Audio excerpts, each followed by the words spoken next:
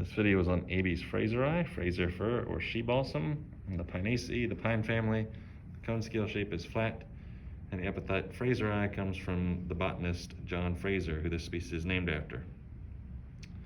So this is a southern Appalachian endemic. You'll only find this in North Carolina, Tennessee, up in the mountains, and some surrounding states too, up above, usually 500 or 5,500 feet rather. So up high in the mountains, it grows in spruce fir forests with red spruce up there in our mountains. And this is obviously a very popular Christmas tree. Most of you guys know this species. This is the common Christmas tree in this state. Super important economically from that standpoint. And so to identify this tree, we'll start with the needles. So this species has needles that are not in fascicles or bundles or anything like that. They're just along the twig. Kind of similar to spruce, but these are not spiky at all. Spruce is very spiky. Fir has a nice blunt tip, pretty soft needles compared to spruce. They're dark green on top, but have two white stomatal bands underneath, so it's kind of like the hemlocks. Those white bands underneath. The needles tend to not be in flat sprays except on the bottom branches, so this is from the top of the tree.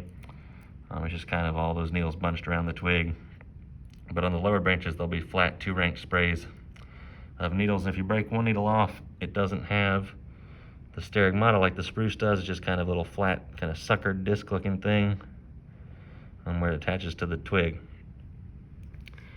And the cone is pretty distinctive.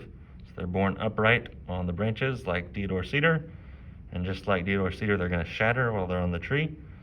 So the scales are going to fall off one by one while it's on the tree and leave an upright spike standing on the branch. And you'll notice these cones are pretty oval in shape with those distinct bracts, those papery bracts sticking out on the scales. And they're also quite sticky. You can see all that sap on these cones here. Very sticky tree. So your keys for ID are obviously those cones are really distinctive, and also those needles. Once you get an eye for fir needles on those white stomatal bands underneath.